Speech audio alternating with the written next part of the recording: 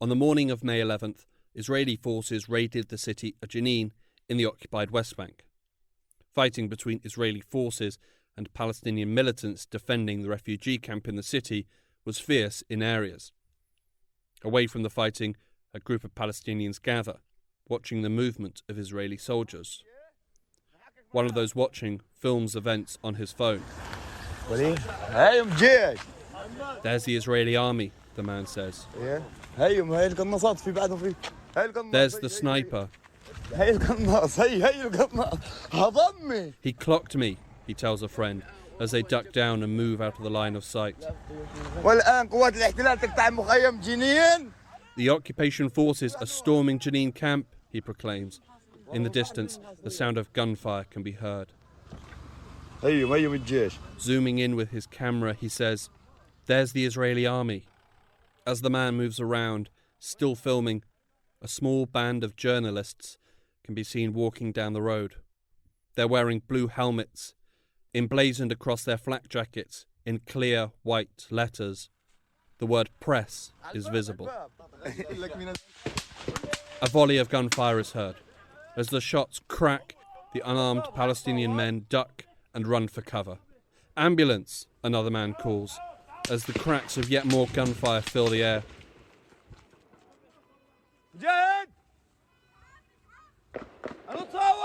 Someone is hit. Shireen. Ambulance.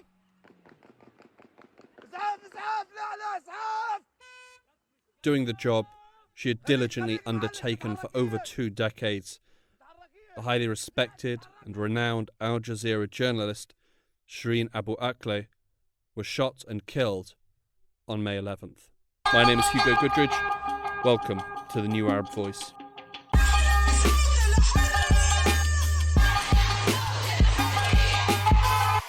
In the immediate aftermath of Shireen's killing, a wave of intense grief and anger swept over Palestine.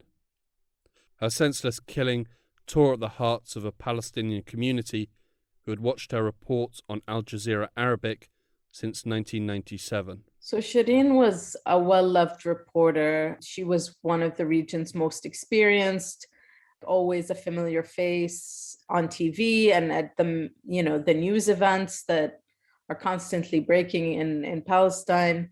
This is Dalia Hatuqa, a Palestinian journalist and close friend of Shireen Abu Akleh. And a generation of Palestinians grew up, seeing her on their TV screens. She was one of the best known women reporters covering the conflict. So she was a fixture on screens. She was intrepid, she was sympathetic, she was intelligent, trustworthy. And her calm, commanding presence filled living rooms and refugee camps and alleyways, and she knew the West Bank like the back of her hand. Just a few years after Shireen started working for Al Jazeera, the second intifada began.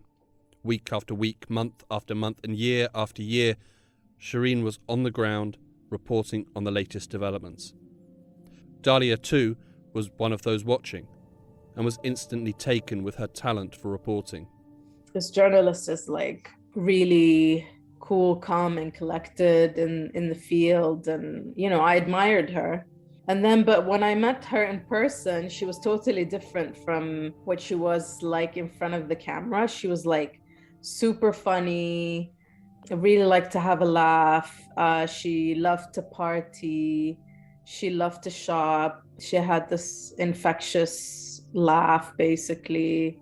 She liked to dance. So it was just really fun getting to know the woman behind the camera, so to speak.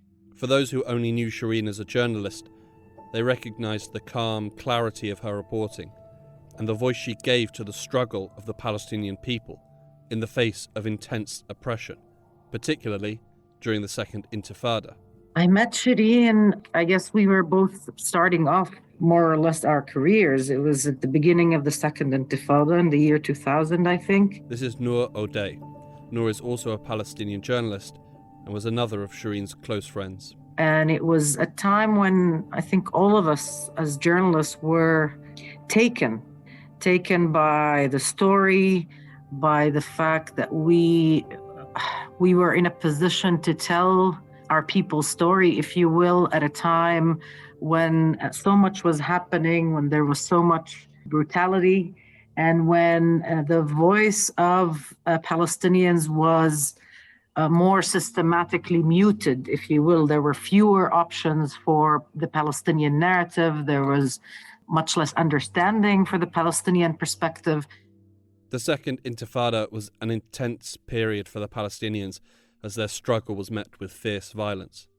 But Nour remembers a journalist who never faltered when it came to telling the story. Shireen was a very calm person, very graceful, if you will.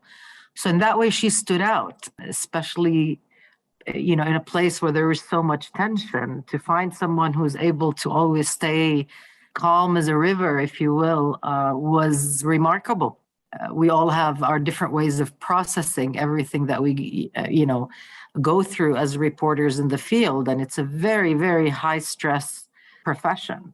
But Shireen was always graceful, dignified, calm, ready to engage with anybody, to follow up on her stories and with people that she got in contact with. I think that's really what stood out about her grace. And Dalia. I think she'll be known as, a trailblazer. She was a symbol. But I think that the title that she loved the most was journalist. Like that's who she was. And her journalism was fueled by her Palestinianism. She was Palestinian to the core. Shireen's killing was an assault on Palestine, the Palestinian collective mind, and a free press in Palestine. Thousands flocked to Shireen's funeral to pay their final respects and to remember the enduring impact she had. I came here today to pay tribute to an honorable woman, a woman who represented us over 25 years. She was our voice to the world, and this voice has been taken from us. We came today to give her respect, to give her a send-off that she deserved here in Jerusalem, the city that she loved and served so well. But even in death, Israel was not content with allowing Shireen to be laid to rest in peace. As mourners carried her coffin, Israeli forces attacked the funeral. Decked out in riot gear, they beat those at the funeral with batons, including the pallbearers who carried the slain journalist, resulting in her almost being dropped to the floor. They continued their brutal assault, firing stun grenades.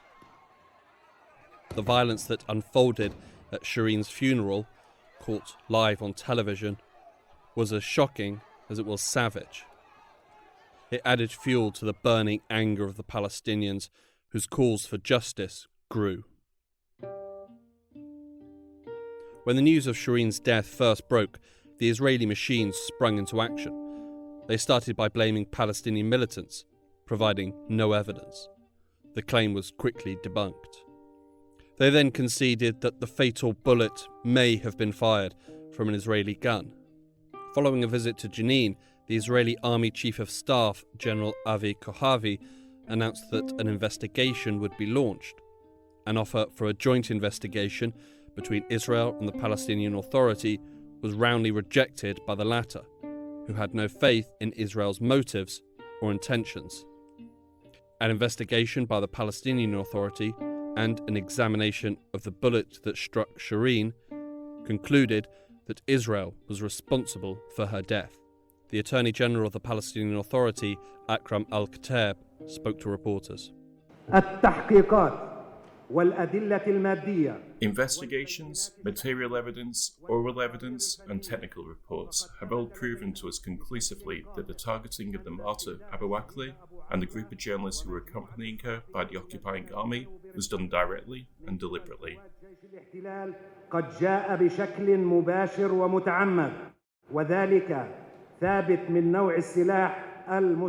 That was confirmed by the type of weapon used, a Ruger Mini 14 rifle, the type of armour-penetrating ammunition, and the shooting distance, which ranged between 170 to 100 metres from the whereabouts of the martyr Abu Akleh, who was in an open area where there are no obstructions to vision.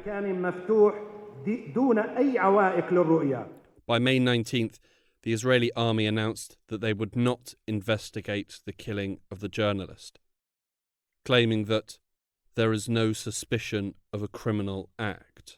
A lot of the times the Israelis say they will investigate, but as Human Rights Watch has called it, these are whitewashed mechanisms. So there really is no accountability for those sorts of abuses when it comes to actions by the Israeli authorities. It saddens me and it angers me that there's no accountability for the deaths, for the senseless deaths of media workers and the relative impunity under which Israelis operate. Israel does have a history of impunity for a multitude of crimes, including the killing of journalists. Shireen Abu Akleh was the latest in a depressingly long line of Palestinian journalists killed by Israel. Yasser Mutaja, Yusuf Abu Hussein, Ahmed Abu Hussein, Fadl Shanna, Shadi Hamdi Ayed, Mohammed Musa Abu Aisha, Mahmoud Ali Ahmed Al-Kumi. The list goes on and on and on. The Palestinian Journalist Syndicate reported that 46 journalists have been killed by Israel since the year 2000. But despite the perceived immunity, there are a number of groups who are working tirelessly to secure justice and accountability, groups like the Committee for the Protection of Journalists, or CPJ. CPJ's position has been that we have been calling for an independent, transparent, and efficient investigation, something that the process is clear, the process is credible, and there can be some sort of defined timeline toward resolution and towards investigation. This is Justin Shilad, Senior MENA Researcher for the Committee to Protect Journalists. I think that what we have seen throughout the world is that when we've seen cases of journalists getting killed in the line of duty for their work, we have always called for investigations with the idea that in states that have credible democratic processes, rule of law, that they should be able to investigate this in a timely manner.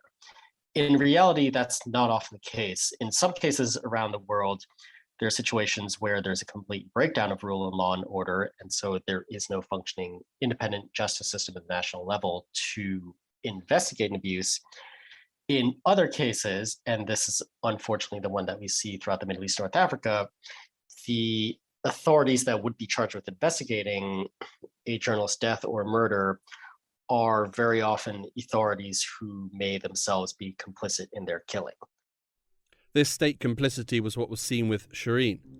It was seen with other Palestinian journalists killed by Israel. It was seen with the killing of Jamal Khashoggi, where Saudi Crown Prince Mohammed bin Salman was implicated.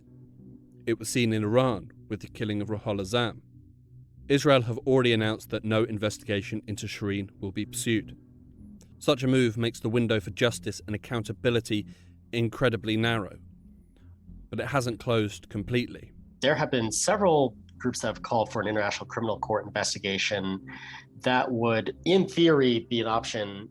The problem is that there are several countries, most notably the United States, that have not signed on to the International Criminal Court.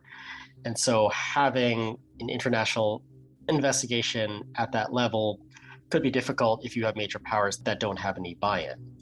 So then the question is, what happens next? What we've seen in the past is that we have called for investigations at the international level and for that to be ordered by the Secretary General of the United Nations, who could then call some sort of tribunal or other investigative body. Currently, the International Criminal Court is being favoured by those seeking justice, with the Palestinian Authority and Shireen's former employer, Al Jazeera, both submitting complaints to the ICC. There is always hope, but prospects for justice are depressingly slim. And judging by the tens of other journalists killed by Israel, whose bodies line the road to Shireen's, Israel appears immune. We haven't really seen any evidence that anyone has ever been prosecuted for murder, for killing a journalist. We haven't seen any evidence that anyone within the leadership or command structure of the Israeli military or Israeli government has been held to account for having command responsibility or having ordered a journalist killing or being responsible for a journalist killing. And overall, what we're seeing on an international level in terms of immunity is that there's no real will or ability right now to have any sort of prosecution or even kind of investigation with teeth at the international level, which does raise the specter that this is going to be a recurring thing, that the Israeli forces will continue to target Palestinian journalists and that there will be effectively immunity for that. When the world learnt of Shireen's death, governments around the world were quick to condemn the killing. Like this from Ned Price, spokesman for the US Department of State. Let me start by saying that we are absolutely heartbroken to learn of the killing of Palestinian-American journalist Shireen Abu Akleh and injuries to her producer Ali Samudi today in the West Bank. We send our deepest condolences to Shireen's family, her friends and loved ones, and strongly condemn her killing. Of condolences were made, but in the face of such tragedy, which has been lived by the Palestinian people multiple times, and the close and continued support that is provided to Israel's military, these words ring hollow. The US currently provides Israel with $3.8 billion in financial support each year as part of a 10-year plan that is set to run until 2028. Just $8.5 million of that went to support the economy, with the rest funding Israel's military.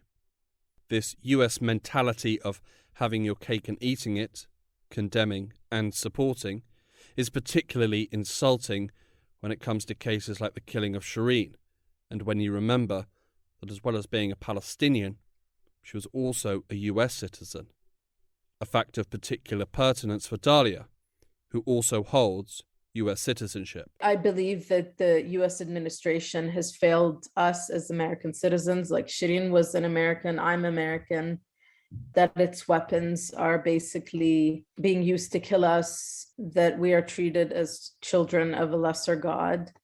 And I think some of these reactions have been spineless, because how many Americans have to die before Washington holds Israel to account? We still haven't heard anything about the death of Omar Assad, the 78-year-old Palestinian American who died in January when he was arrested by soldiers in the West Bank.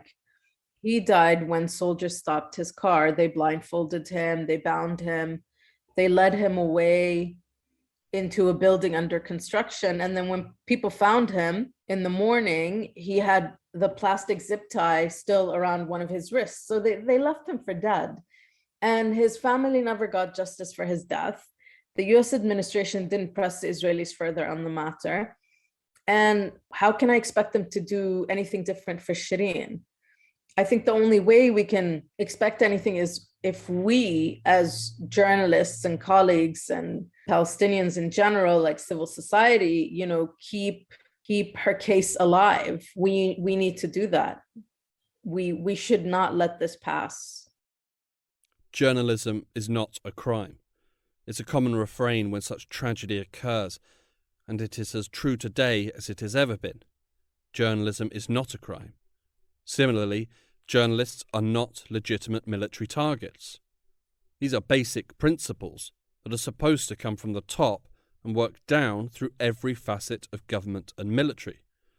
But unfortunately, researchers like Justin at the CPJ have seen more than enough evidence to suggest that this message is not getting through.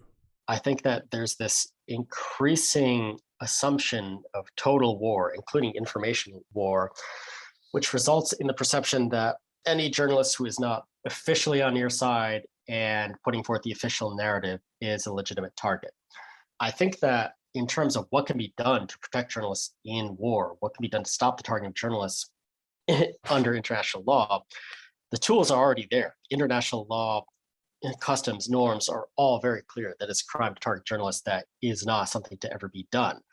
What needs to happen is that the member states, governments, authorities, all of those who profess to live by these laws and emphasize their importance need to actually put their money where their mouths are, so to speak, and to emphasize down their chain of command that journalists are not target, and they need to respect all journalists who are doing their job, regardless of whatever their affiliation is, whatever conflict they're covering, how they're covering that conflict.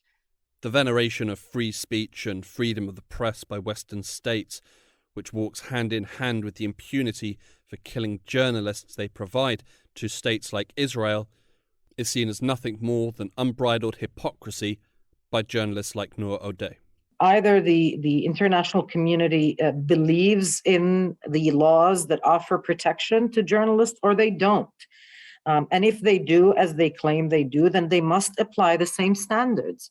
Countries that kill journalists have to pay a certain price. Countries that squeeze freedom of speech, that encroach upon freedom of speech, have to be treated as pariah states, as rogue states. That's what rogue states do. You cannot treat Israel as a normal democracy when it is committing one violation after another on every level, including freedom of speech, including respecting journalists and their right to work freely and safely. Just be consistent. Either come right out and say the quiet part out loud, that Israel is an exception and that everybody's going to make that exception, hypocritical as it may be, or if you want to keep talking about human rights and journalism and the importance of freedom of expression, make sure that you practice what you preach, basically. And such hypocrisy does not exist in a bubble.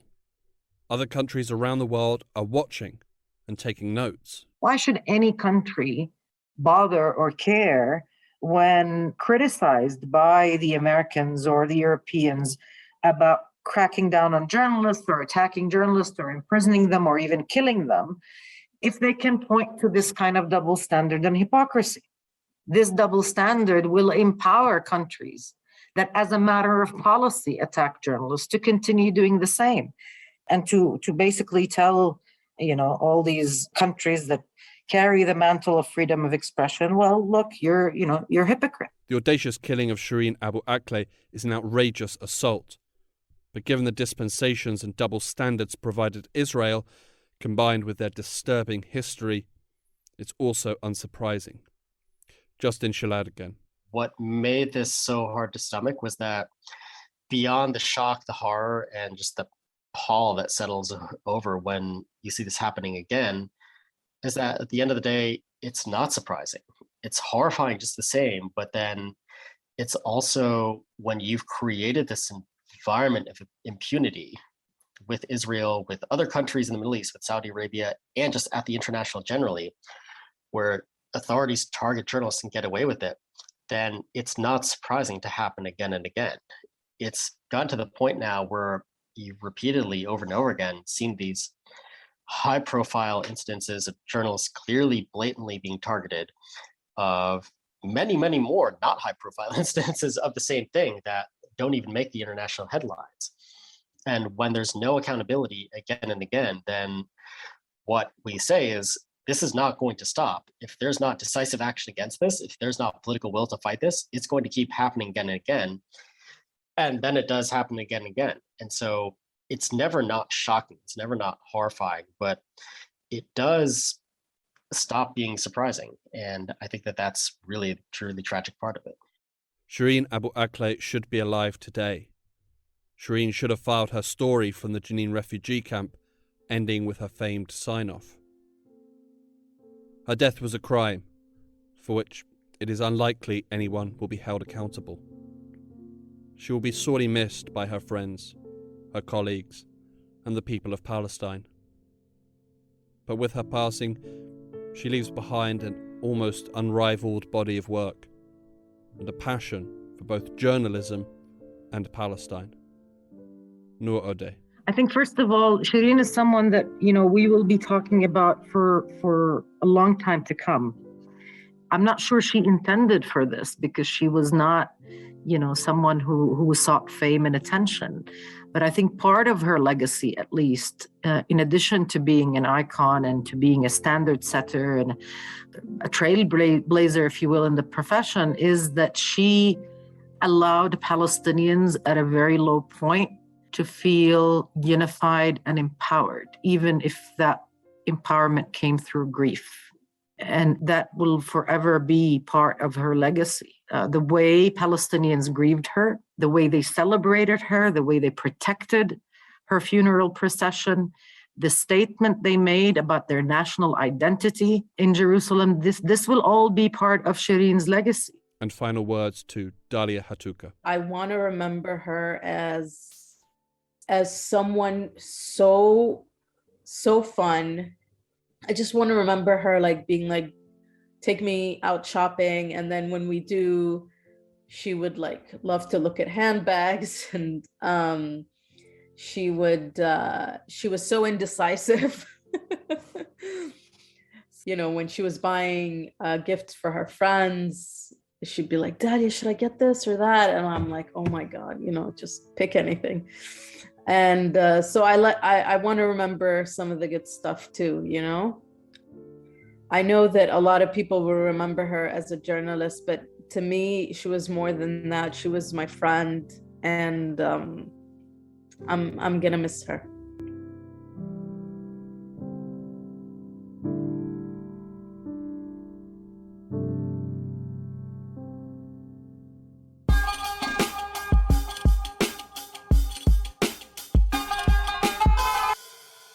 Next, producer Lise Mouvet presents the first of two reports from the northern town of Calais, France. There is no official data on deaths at the border in Calais and in this area. This is also one reason I decided to do this work, you know. French authorities were not able to give a number of victims at the border. When you don't have any data, any numbers, you cannot say, oh, people are killed at the border. Maël Galisson is an activist and researcher. From 2012 to 2015, he coordinated a network of charities that support migrants and asylum seekers in Calais, at the border between France and the United Kingdom. Around 2,000 migrants live on the northern French coast around Calais, down from a peak of 10,000 people in 2016. Most of them fled wars and persecution in Sudan, Eritrea, and the Middle East, often taking great risks to reach Europe. But their dangerous journey doesn't end there. The road to the UK is deadly. Hello everyone, you are listening to the Calais Border broadcast. We are on November 25, 2021, live from Calais. Death at the border. Yesterday, 27 people died at sea while trying to cross to England. It's terrible and words are not enough in front of such a tragedy. 6 months ago, on November 24, 2021, 18 men, 7 women and 2 children drowned off the coast of Calais. 16 of them were Iraqi Kurds fleeing political persecution at home. Others hailed from Ethiopia, Afghanistan, Somalia, Iran, and Egypt. This was unfortunately not the first nor the last tragedy recorded at the French-English border. You know, when you read newspaper at this time, when I started to do this list, if you read the title of the article, you can read a migrant is dead on the highway, a migrant is dead on the sea. But there is no history about the victims, no name, no family name, no nationality. In 2015, Galisson began documenting migrant deaths at the French-English border, based on newspaper archives, NGO reports, and information shared by activists and charities. Activists and journalists had been recording deaths in the Mediterranean for several years, through initiatives like Fortress Europe, Watch the Med, and since 2014, by the UN's International Organization for Migration. But this work focused on the external borders of Europe, not on Calais. I wanted to give to all these victims their history, their story, their name, their family names. Galisson compiled a list of fatalities going back to 1999 and an interactive map which is available online. His research shows that despite efforts to prevent crossings, the border is increasingly deadly. You cannot close the border. When authorities try to cross the crossing way, another crossing way appears, and most of the time it's more dangerous for migrant people. Before it was easier to cross the border hidden in a truck. Now it's complicated, so people decided to cross by boat. As of May 2022, more than 350 migrants and asylum seekers have been killed at the French-English border. And charities in Calais continue to cope with mounting fatalities. We can only imagine how hard it might be to, as a family in their own country, not to know where is the son of the family or the brother or the husband. So the first thing is that when someone die or someone disappear, to be able to let the family know so they can grieve, so they can decide what they want for their relative. Juliette de la Place heads Secours Catholique, one of the largest charities working in Calais. She's also part of the Groupe d'Essai, a network of volunteers established to support the relatives of those killed at the border. Yeah, it's all volunteers, and actually we are not a lot. We are less than 10 persons, and I mean we are not enough because there are too many deaths at the borders. Like really, for instance, in September, there have been deaths at the border every month except in April. Each time there is a death, actually there are many things to do.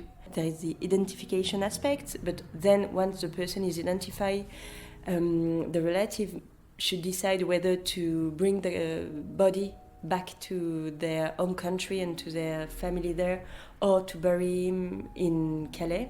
Many families cannot afford to repatriate the body. So in the Muslim corner of the cemetery in Calais, most of the recent graves belong to migrants. They are marked by a simple heap of soil and wooden nameplates. Many are nameless. This simplicity contrasts with the rest of the cemetery, which is filled with large and flowered tombstones. The cost of the funeral is generally borne by migrants themselves, their relatives, and local charities. The state will take in charge the burial of people without resources, but it will do it the cheapest way possible. So without any Christian or Muslim specific care. But the thing is that the majority of the people who die at the border are either Sudanese, so Muslim, or Eritrean, so Orthodox. And actually it's very important for their families who are already losing someone miles away from them. It's very important for them that the burial respects the Muslim tradition or the Catholic, procedures. And these specific costs are not taken by the state. Activists in Calais and beyond are building on Galisson's research to give visibility to the tragedy unfolding at the border.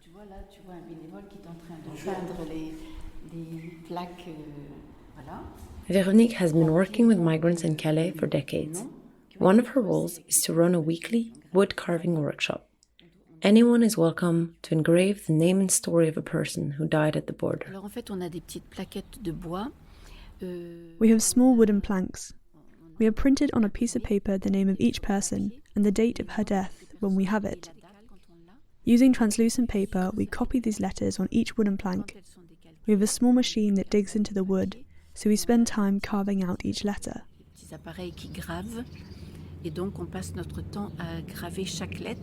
The wooden planks are very thin and light, around 30 centimeters long and 10 centimeters wide. Once carved, the letters are filled with black paint to make them easier to read, and each plaque is varnished several times. More than 300 plaques have already been carved and assembled on wood panels.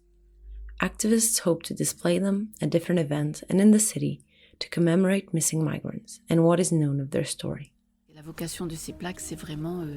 The purpose of these plaques is really not to forget these people, because there is a tendency not only to forget them, but to make them invisible.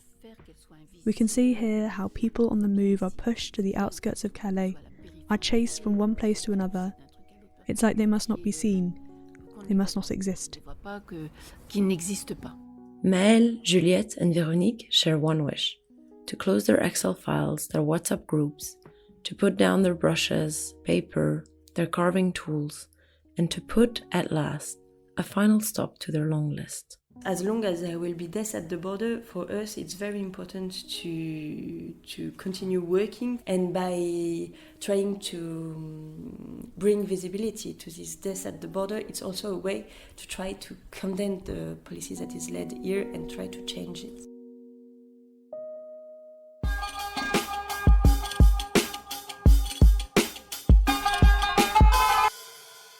You can hear part 2 of Lise Mouvet's report from Calais on the next episode. The New Arab Voice was produced and written by me, Hugo Goodridge, with additional help from Rosie McCabe, Paul McLaughlin and Kareem Trabulsi. Our theme music was by Omar El Fil. The New Arab Voice will be back next week. Until then, you can find all our previous episodes on all major podcast platforms. You can also check out our Instagram page and Twitter accounts, both at The New Arab Voice, for additional content. You can subscribe to the podcast so you never miss an episode, and you can also rate and review, which helps us spread the word. Don't forget to follow The New Arab on Facebook, Twitter and Instagram for all the latest news from the region.